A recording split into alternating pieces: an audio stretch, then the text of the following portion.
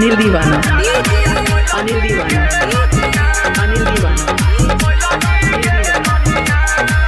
हेगे सुखल रहे बगिया तू ही तो फुलावा खिलैलही गे रोनिया। हेगे सुखल रहे बगिया तू ही तो फुलावा खिलैलही गे रोनिया। छोरही के रहो जब साथ त प्यारा किया कोई अनिल दीवाना, रोनिया। अनिल दीवाना।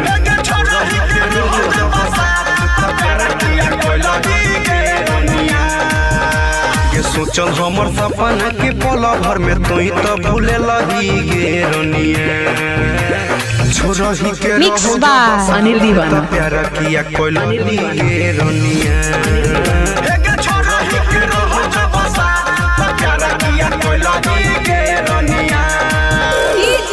अनिल दीवाना, अनिल दीवाना, अनिल दीवाना। मिक्स बाय अनिल दीवाना, अनिल दीवाना, अनिल दीवाना।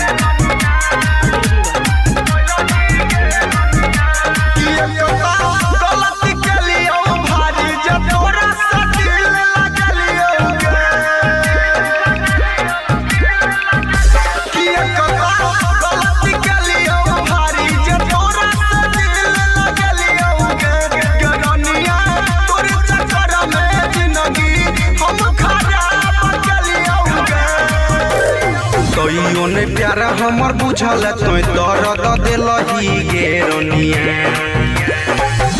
ने प्यारा हमर बुझल तो दर्द दिलही गे रोनिया। मिक्स बाय अनिल दीवाना, जब साथ प्यारा किया कोई लही गे रोनिया।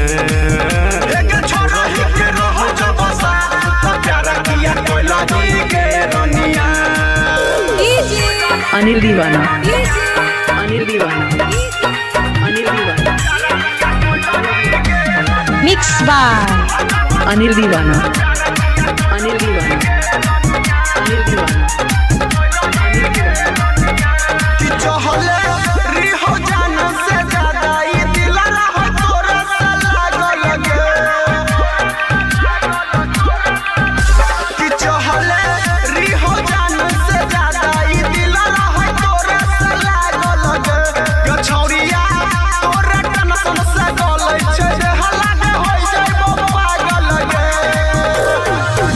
छुना बोल राधे रोशन के भूलही गे रोनिया। कह छो छोटू रोशन राधे के भूलही गे रोनिया। मिक्स बाय अनिल दीवाना, साथ त प्यार किया कोई लही गे रोनिया।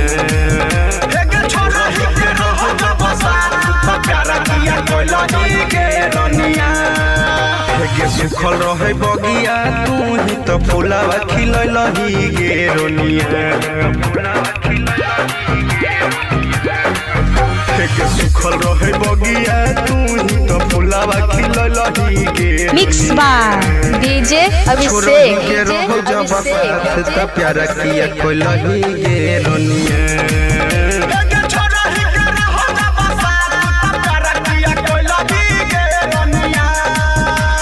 सोचल हमर सपना के पल भर में तू तो भूले लही गे रोनिया।